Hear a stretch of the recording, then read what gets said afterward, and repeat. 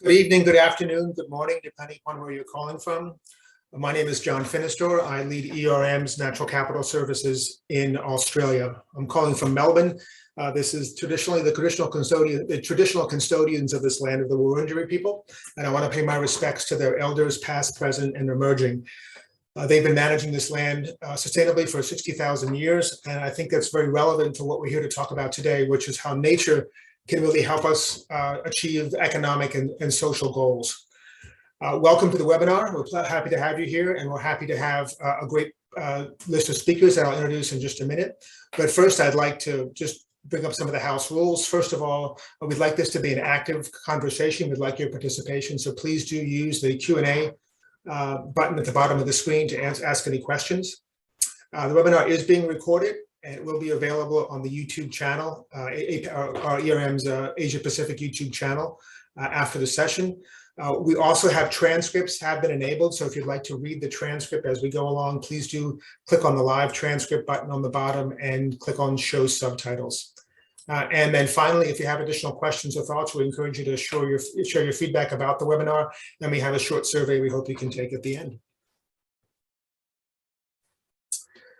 What we're going to do is do some welcome introductions, and I'm going to hear a little bit from one of our panelists on the state of nature-based solutions and takeaways from COP27, and she just returned from there.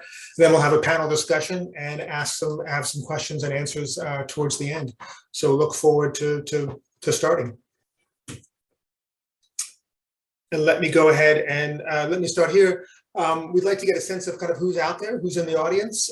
So please, there'll be a pop-up here. We'd like to know what organization, what kind of organization you're coming from. So please do click on the sector and then scroll down and answer the second question, which is really about have you used nature-based solutions. So it'd be great to get a sense of kind of what sectors you're in, and then also have you been using some of these nature-based solutions we're going to talk about today. And we'll just wait for a few more people to answer.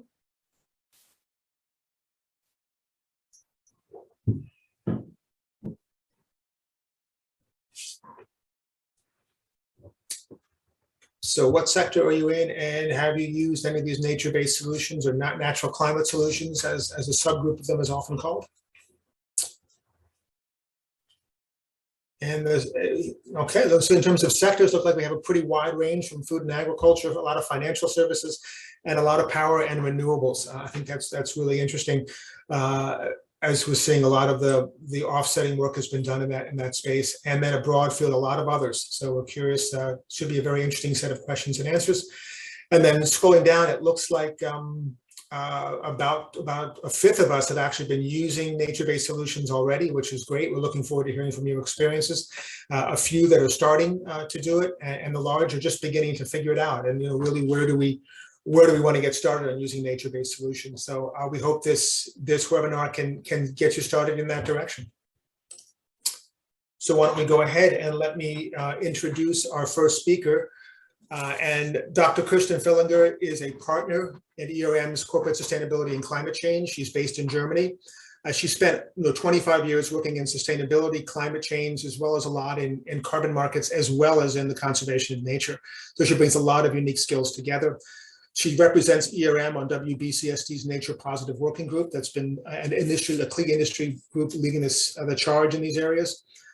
She also, prior to joining ERM, she worked for the European Commission as well as the Nature Conservancy, working on nature-based solutions, and also working with the insurance industry on coastal reef insurance programs, as well as a lot of the Debt for Nature restructuring programs that have been financing a lot of climate restoration. And she has the unique distinction of being the first European project under Jeff Bezos's Amazon Right Now Climate Fund to do a project with the Senate of Berlin. So Kirsten, welcome, and we look forward to hearing your comments, your introductory comments on nature-based solutions and what happened at COP27. Yeah, thank you very much, John, and thanks for having me here today. I'm really pleased to have the honor to talk to you about nature-based solutions and some of the key takeaways from COP27.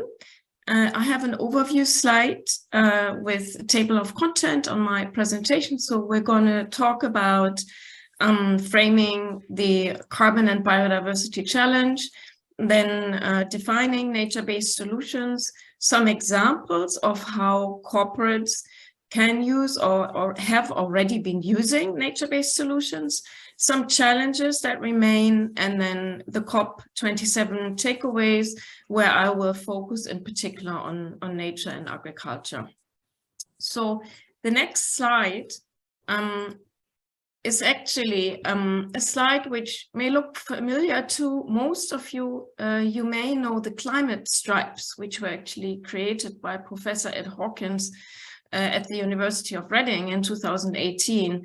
And they show clearly and very vividly and colorfully how global average temperatures have risen over nearly 2 centuries. And these climate stripes have really helped raise awareness about the global climate crisis. And we found that climate change has actually gotten up to 8 times more coverage in media than biodiversity loss, while actually at a similar time frame, we had very drastic global biodiversity loss as well. In fact, between 1970 and 216, almost 70% of our global species were lost. And so based on the Living Planet Index, we have now a similar coloring about biodiversity, and our world is moving from green to gray, as you can see here on this chart. So the key message of this slide is really climate change and biodiversity loss are 2 sides of the same coin. And on the next slide, you can actually see a bit of a complex graph, but it's from the last year's Living Planet report of WWF, and it's quite interesting that last year, for the first time, the IPCC, the International Panel on Climate Change, and the IPBES, the International Science Policy Forum on Biodiversity and Ecosystem Services, released ever for the first time in history a joint report. And the main focus of this report was actually to show that biodiversity and climate change are both driven by human activities and mutually reinforce each other. And also, the authors made quite clear that neither the climate crisis nor biodiversity loss can successfully be resolved unless we both tackle them together. And you can also see here that people are actually at the center of this cycle. And that also hints to what John said at the very beginning, because most of the knowledge about our nature and how to preserve nature, also in relation to climate change, actually rests with our local and indigenous communities. So they play a very important role for us as we move towards finding solutions to this cycle. So researchers are now looking towards nature-based climate solutions, and nature-based solutions are the key cornerstone, which you also see here in the center of this chart. And on my next slide, I want to define this term, because we all talk about, NBS, and it's a fashionable word these days, but where does it actually come from? And so a very groundbreaking paper was a peer-reviewed science paper published by Griscom et al.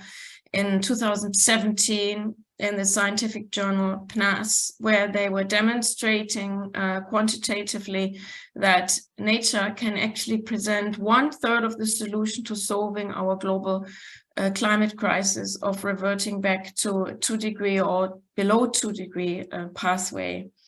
And right now, actually, marine and coastal ecosystem prevent 60% of our anthropogenic emissions entering the atmosphere. So that's why you see here on the right side, protecting what we have, protecting our existing ecosystem and nature is a very important solution to solving the global climate crisis. And in addition to that, also managing land-based and also coastal ecosystems more effectively, and restoring what we have lost, particularly also in Europe. There's a very strict new restoration policy in place now, and you've probably heard about the 30 by 30 goal, where the global community has committed to restore 30% of nature we've lost by the year 2030. So on my next slide, I want to differentiate also two terms, nature-based solutions and natural climate solutions. It's quite interesting that in the year 2020, the International Union for Conservation of Nature, the IUCN, has launched a global standard for nature-based solutions. And it defines NBS as an act to protect, sustainably manage, and restore natural and modified ecosystems. But why are they actually called solutions? Solutions to what? And so note here in the definition that I put on this chart for you, the emphasis on addressing societal challenges. And the IUCN has identified 7 societal challenges, which you can see in these circles here at the left bottom side of the slide. And there are scientific challenges that relate to climate change, but others that don't. So those that relate to climate change are often termed NCS, or natural climate solutions. And I want to point out that nature-based solutions or natural climate solutions can also serve several societal challenges at once. For example, our coastal ecosystems. Coastal ecosystems have been valued at over $190 billion per year in terms of carbon value. And also, in addition to that, they are associated in reducing costs due to the impact of coastal flooding by over 65 billion annually. So in particular, coastal ecosystems, recently have risen high on the nature-based solutions agenda, and we also saw that at the COP 27. I will come to that later. So the next slide has a little bit of a deeper dive into the carbon-related nature-based solutions. Because here we differentiate between carbon avoidance, which you see on the left side, and carbon removal on the right side. So carbon avoidance is achieved in different ways of managing natural ecosystems. And basically here we avoid that forests are deforested, which would have otherwise been cut down. So we actually keep with absorbing the current greenhouse gas emissions and current global CO2 levels. So they're not reduced. Whereas at the right side, we're creating, with the carbon removals, we're restoring land that was degraded before and create additional carbon sinks. And so hence, carbon removal solutions allow us to remove additional carbon from the atmosphere, which would have otherwise not existed. This is also why these carbon removal credits are traded at a higher price at the carbon markets, also because these projects are much more costly. It is also worth noting that carbon credits that generate biodiversity co-benefits are traded at a much higher market price, and also those which create additional social co-benefits. The next slide presents an overview from the latest carbon market report from Centerra. And this slide can almost be looked at without words, because it's really clear. You can see that Asia is really leading in terms of carbon project generation up to date. Most projects in Asia, with almost total 60% of the overall carbon market projects at the moment, are in the renewable energy space. We also have afforestation and reforestation, 31%, and improved forest management. So you can see all of these are actually avoidance credits and not removal projects. And we have very few removal projects to date. And that's just because they're much more difficult to do and more long-term and more costly. So with that, on the next slide, I want to just show to you a few examples of how corporates can actually use natural climate solutions and nature-based solutions. So most of us know about carbon offsetting and natural climate solutions. And one big example here is from the oil and gas major BP. They actually had a major acquisition on the carbon market. They bought one of the largest US carbon forest offsetters, Finite Carbon, a few years back, basically as an investment to enter in the carbon market. It was actually not even done to offset their own emissions, but a lot of companies are also investing in natural climate solutions with the aim to eventually offset their own emissions. So if we look beyond the carbon side, nature-based solutions have also been used for other purposes. And so two really strongly featuring examples are Dow Chemical.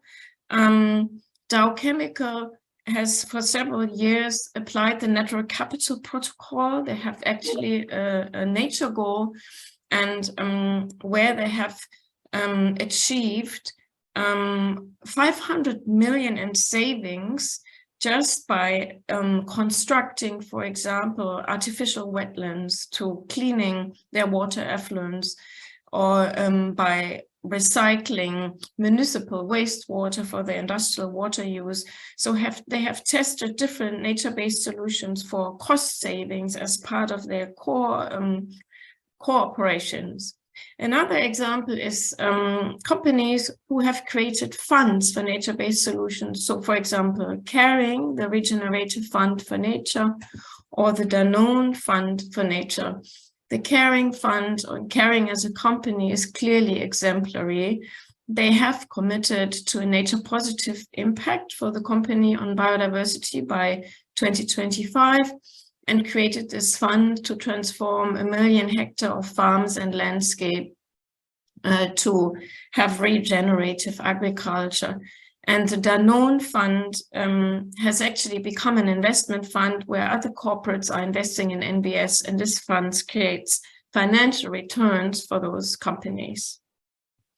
So although these good examples and promising examples exist, and there are several more, and other panelists will speak about some of them later together with John, some challenges remain, and they're not minor. So if we look at the challenges on the next slide, there is on the carbon side, there's a very controversial opinion still about the use of natural climate solutions and corporate climate strategies and decarbonization strategies. And that is because best practice is adherence to the Science Based Target Initiative, or the SBTI, which requires corporates actually to reduce 95% of their emissions first and only offset their residual emissions. So these are very strict goals to adhere to, and they leave very little room for actually offsetting with nature-based or also technical solutions. But if corporates don't adhere to strong principles, there is a risk of greenwashing. Another limitation is that currently the carbon market is restricted on the supply side, and demand is currently exceeding supply, and the tendency is for this to even further increase as corporates move forward on their net zero targets as we move towards 2050. And then Article 6 under the Paris Agreement is not finally negotiated, which is also a further challenge. I will come to that later. So on the NBS side, this is really still a new topic, and it can be very hard for corporates internally to get the green light to invest in nature.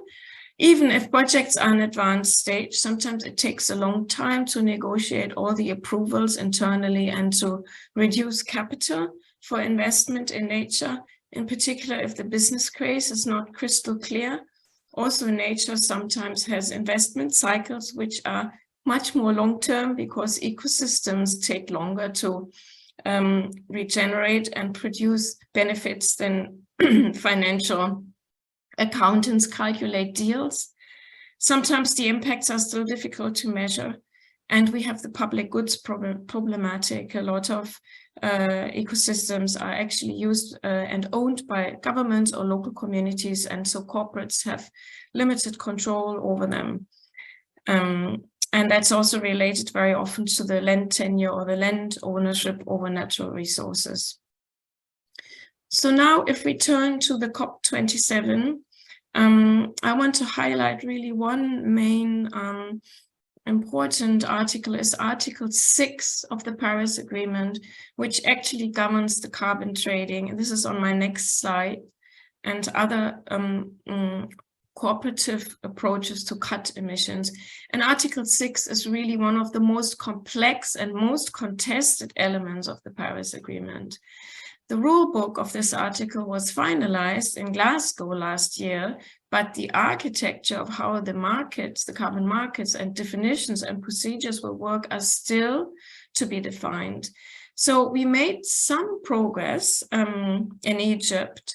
And for example, the first ever internationally transferred mitigation outcome, ITMO, was reached between Switzerland and Ghana. And that means that these two countries are now trading carbon credits at a governmental level between each other. So Switzerland will reduce its emissions through carbon trading with Ghana, and the projects in Ghana are actually helping rice farmers with sustainable agriculture and cutting methane emissions.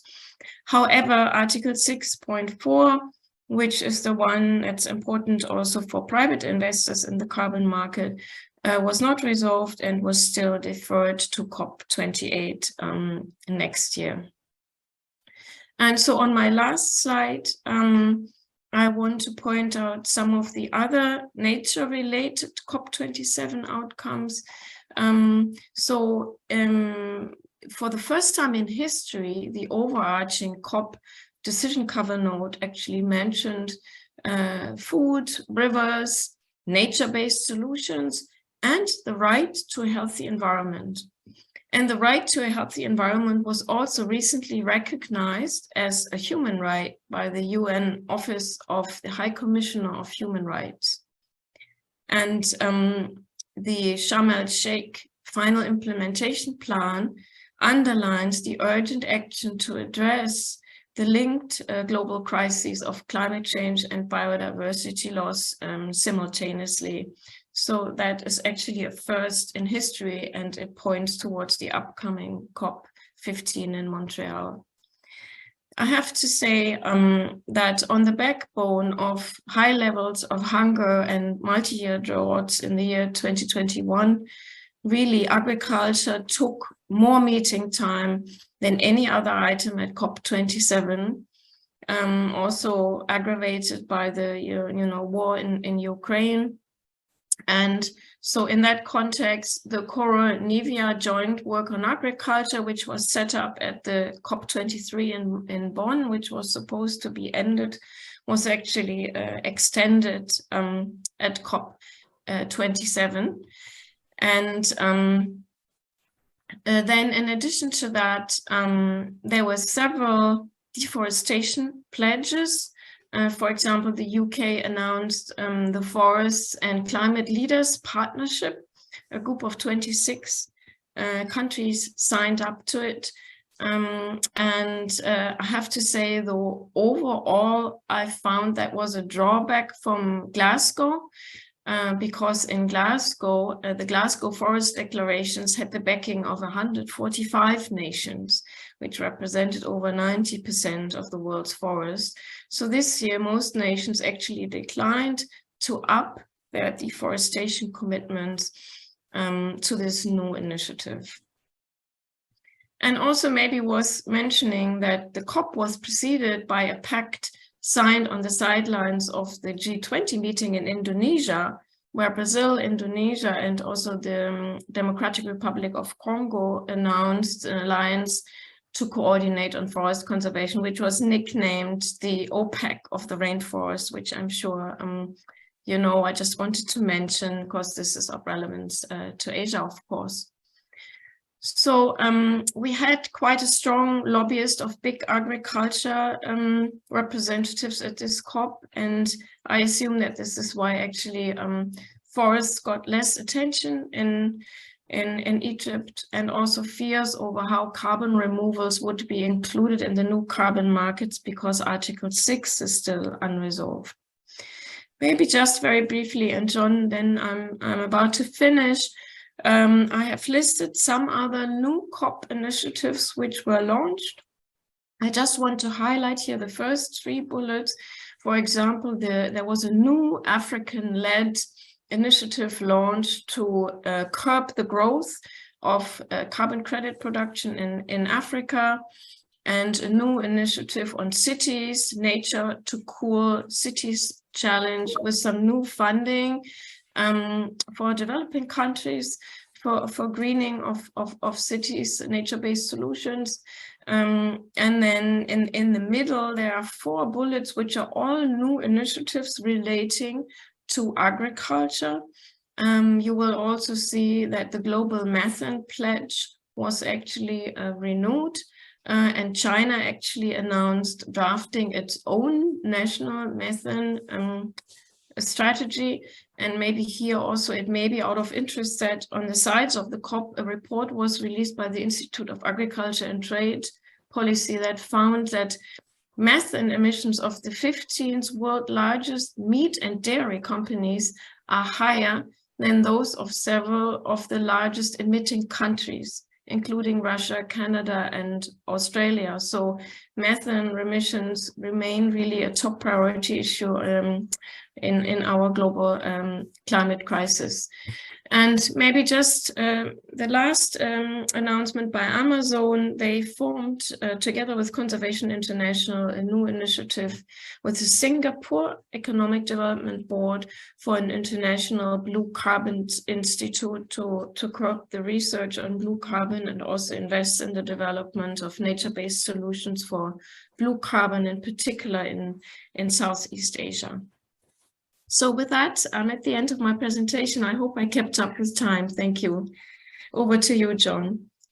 Great, Kirsten. Thanks a lot for that presentation and those very detailed comments. There's a lot of information to, I guess, get our heads around. And one thing I guess I pulled out from the presentation was just the range of benefits that really come from these nature-based solutions, not just climate, but biodiversity and social. These are often called, I guess, co-benefits that come out of climate projects. And before I turn to the panel, which I'll do in just a minute, I do want to, I guess, ask maybe might sound like a silly question, but I think it's a serious one, which is, why is COP so important? Why do we need to bring the world's governments and other stakeholders together every year or so to talk about these issues? I'd be curious to just get your reflections on what comes out of these meetings besides a lot of these new initiatives. Yeah, no, I think it's a very valid question, because after all, these COPs are also quite expensive also in terms of climate footprint. So if we compare that with the outcome, some people may wonder, do we still need these COPs? I think they're really very important with keeping the topic high on the political agenda, and also presenting newest and latest science results. Also, we shouldn't remember that the UN as such, as a forum, is really meant to bring all countries together around a table to negotiate as equals. And as we can see during these negotiations, interests really differ. And also it's a forum where civil society participation is encouraged. And I think it's very important also to keep up with our commitments towards the Paris Agreement. Great. Well, thanks. I'd like to ask you to hang on. I'm going to turn to the panel now, but I want to come back to you. This global perspective was really helpful. We're going to shift kind of back to Asia Pacific now, but I want to come back to you and ask you to reflect kind of on what's been discussed and how that fits into this global picture. So thank you again, Kirsten. And let me just bring up the panelists now and get a chance to welcome them. First, I guess we have a member that's not a part of the ERM team, is Alpa Bhattacharjee. She is the head of sustainability for HSBC Australia. She's been with the firm since about 2010 and been working in blue carbon since about 2015. And she leads some of the blue carbon work not only with HSBC, but she's considered a global leader in that space. She has been working really to unlock a lot of barriers to investment and the bankability of nature-based solutions. One of the big initiatives is the HSBC Climate Solutions Partnership, which is $100 million investment that really aims to scale up technologies and the investment to really transition to a low carbon economy. Also with us is from ERM is Dr. Arun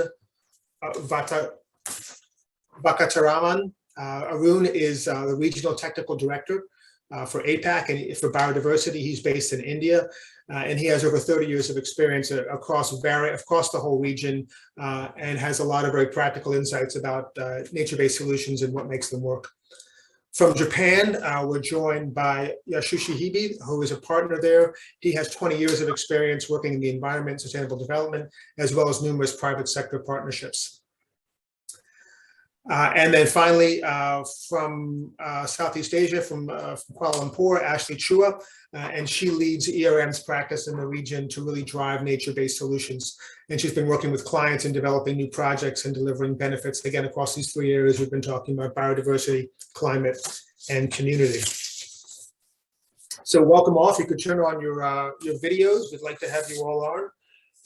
And I want to kind of pivot from the introduction that Kirsten gave us and talk a little bit about, I guess, she mentioned that there's definitely a need to take these solutions to scale because the need is so great, but then there are also a lot of challenges out there, and that we need, robust solutions that deliver, these three benefits of climate, nature, and then community.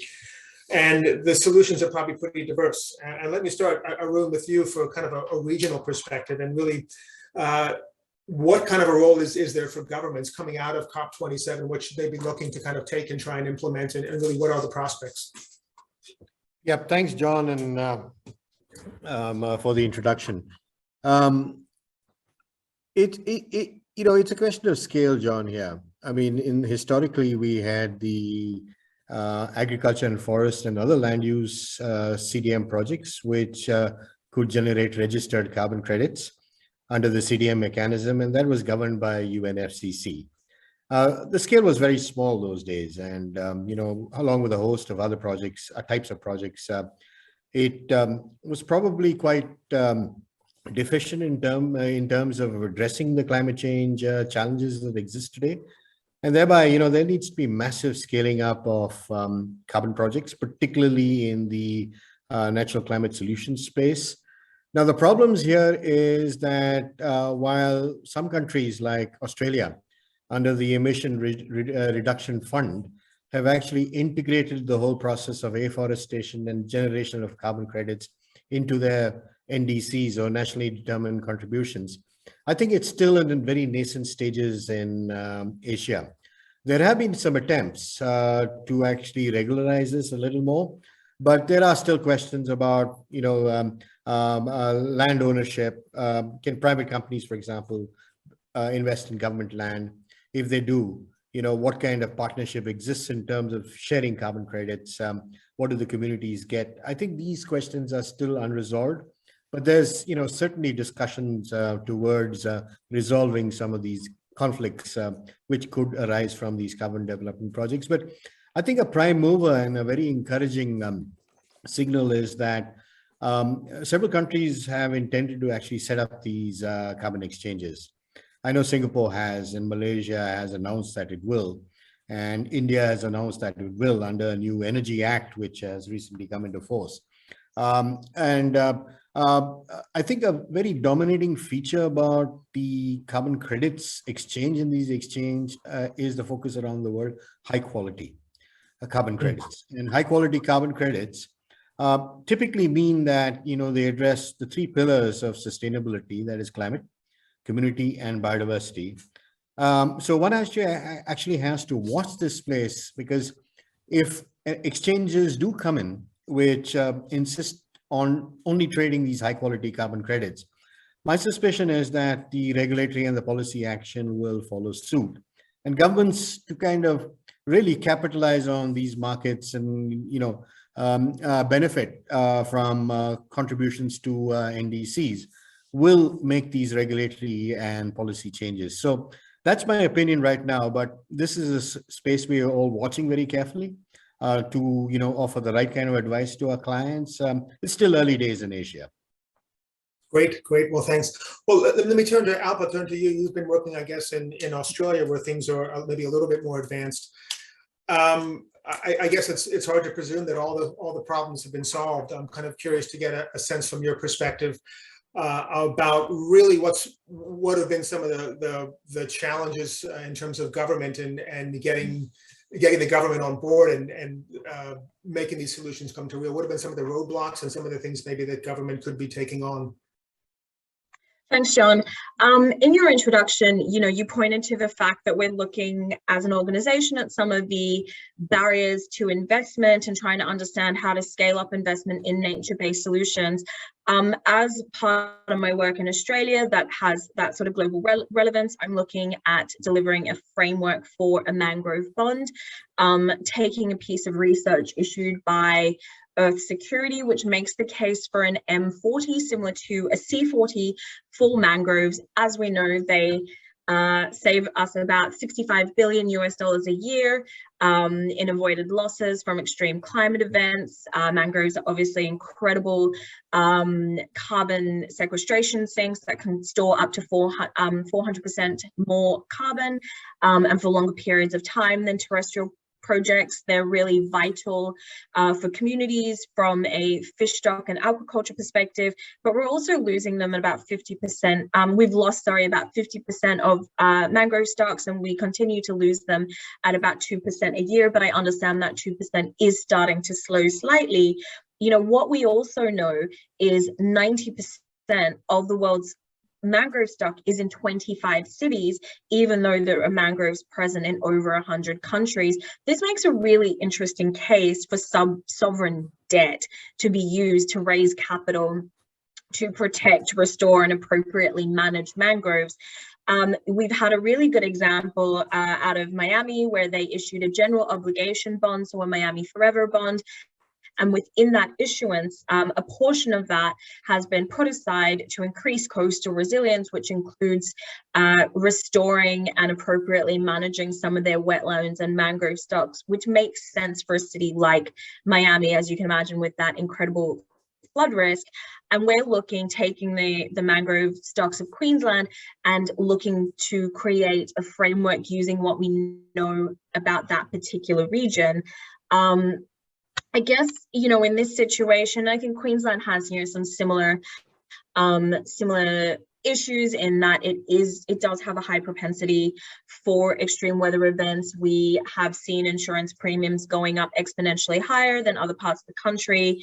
We've seen sort of the runway at Brisbane Airport being built higher than what is required to start to adapt to some of these climate concerns.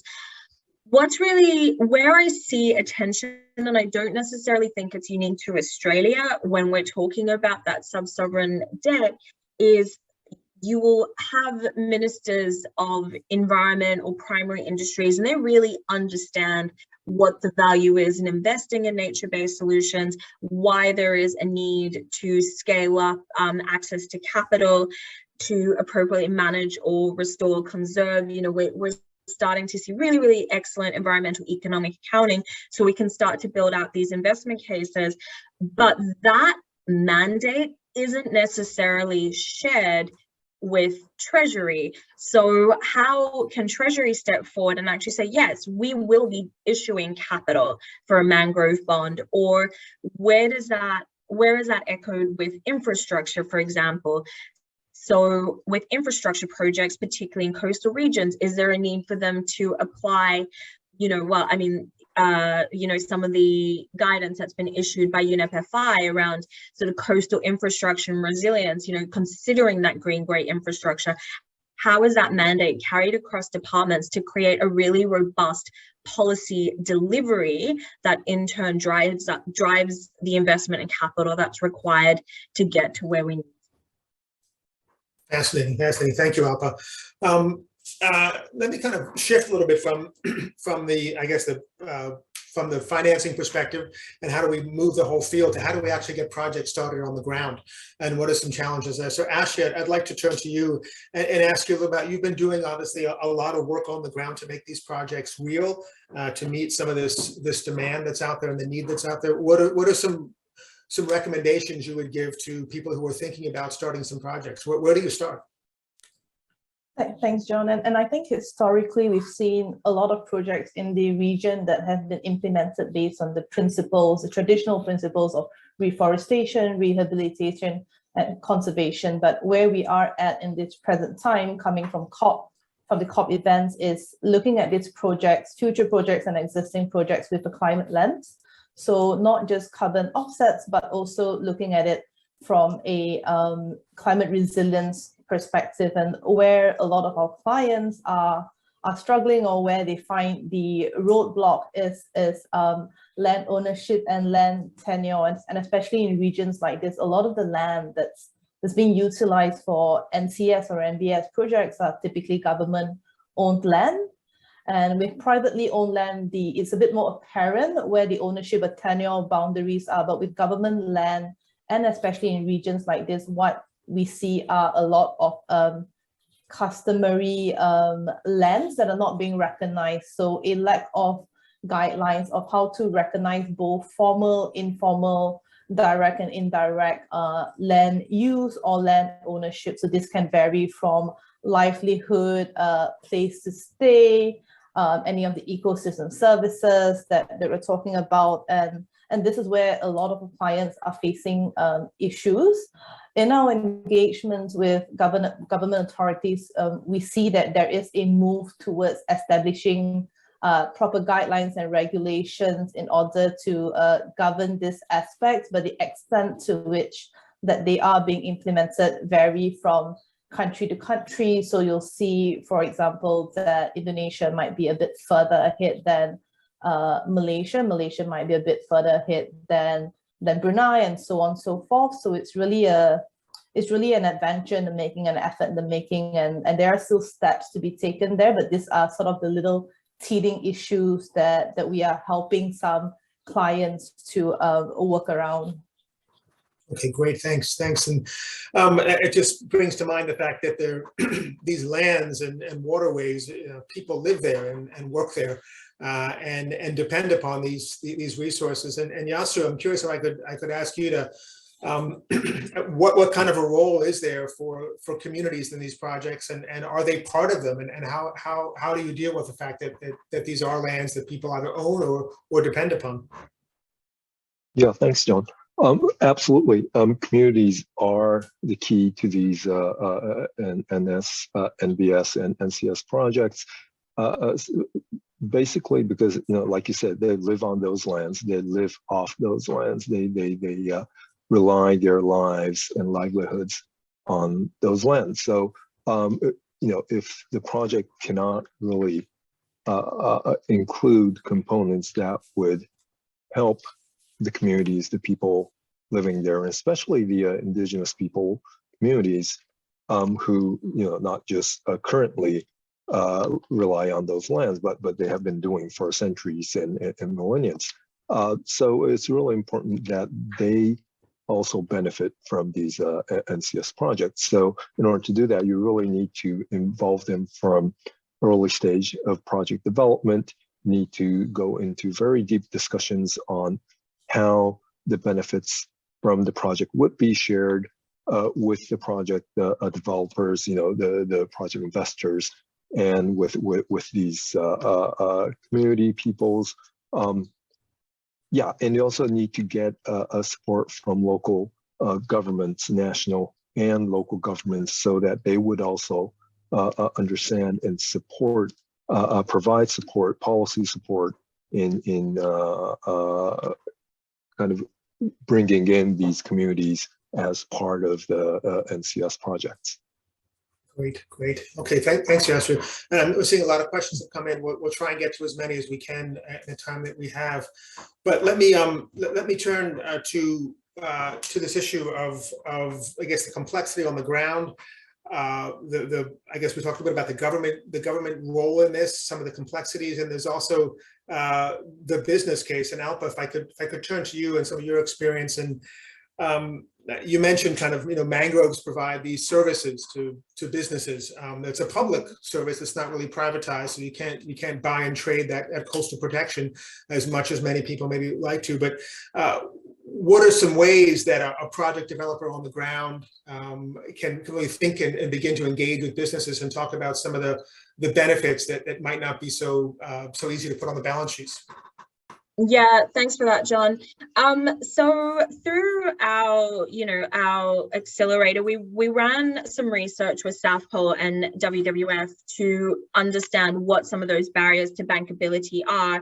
And what we found is where projects have been able to attract capital, they need to be able to deliver societal benefits, and they need to identify how to convert those benefits into monetary revenues. The project needs to show that it can deliver a financial return, and the management has the experience, the competencies, and sponsor support or buy-in to actually deliver that project successfully. We know that the barriers to investing in nature-based solutions are perceived high financial and impact risks, low and unreliable or long-term returns, or the lack or adverse regulatory environment. So some of the ways to sort of get around that is the need to stop pricing some of these services in, or considering these services as externalities. If you look at the case of mangroves, there's a really interesting case study out of Pakistan. It was a renewables project, and as part of the project, it was in the government of Sindh partnered with the developers to restore some of those mangroves over a period of time. Over 25 years, that particular company saved $7 million from having to repair or replace machinery, because as a result of those mangroves, sort of sediment and erosion was limited, which means they weren't getting all this soil like stuck in their turbines.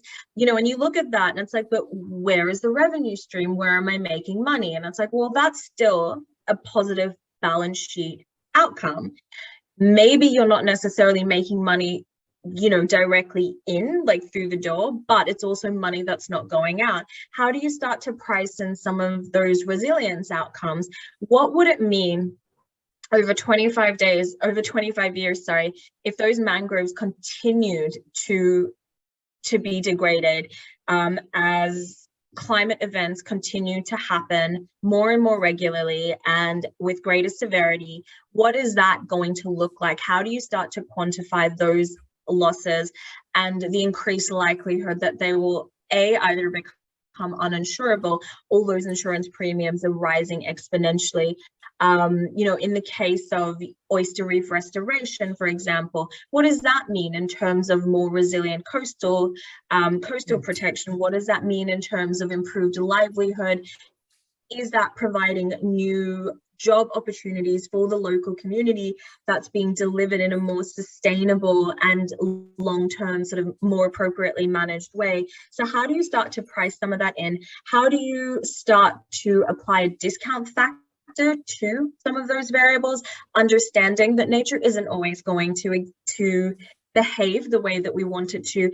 And from an investor perspective, starting to understand that, yes, maybe there will need to be a longer term investment period, but then those nature outcomes are part of the value chain within which you exist. Wow, thank you, Alpa. That's really comprehensive. And Arun, I wanted to turn to you. I guess there are these potential benefits that really can be priced and can be brought in, but are there any places you would encourage companies to turn to, or are there any structures or frameworks out there that are emerging or already exist that you see kind of beginning to push companies in this direction? Yeah, so I think there was an unequivocal message out from COP27 on Biodiversity Day that the biodiversity crisis and the climate crisis were being considered under two separate pillars, and that's obviously something that is going to change, because there's no other viable route to reducing emissions by 1.5 degrees Celsius than considering nature. And I think the Secretary General of the Convention for Biological Diversity mentioned that very clearly, that these two have been considered under separate wavelengths, but henceforth should be one and the same. So there are several mechanisms actually developing to ensure that there's better integration between biodiversity conservation and climate change mitigation and adaptation. And I can actually think of a kind of a rethink on the Task Force for Nature Financial Disclosures. And if you actually look at the beta 0.3 version, okay, the final version is still due, I think, in November 2023, and it's actually going through a process of stakeholder consultation. And in this beta 0.3 version, there has been a fairly significant shift from the earlier versions, because they have considered market opinion, which has talked about integrated reporting for both nature-related risks as well as climate-related risks. And in fact, if you look at the recent revisions, the recommendations, there's now discussion about assessing nature dependencies and impacts, which is very, very similar to, climate dependencies and impacts coming from the Task Force for Climate Financial Disclosures. So I think, it still needs to be watched whether the post-COP global biodiversity framework, as they're likely to call it, and which is going to be similar to the Paris Agreement, is actually going to adopt this kind of structure for not only companies, but even governments to adopt to integrate climate change mitigation and nature conservation. But certainly, I think there are very robust directions towards that. Great, thank you, thank you. I want to turn now to a few questions. I guess there are quite a few here. I wish we had more time to go through them all, but I guess one of the themes that runs through a number of the questions is this idea of assurance or verification that projects are actually delivering benefits, and a lot of them around the carbon side, where these frameworks are, emerging, developing, being challenged, trying to be improved. I was wondering, maybe Ashley or Yasu, if you want to comment on, what are the methods and mechanisms out there to monitor these, basically to verify basically if projects are delivering climate benefits. Yes, you yeah, maybe I'll go first then. Yeah, no, definitely.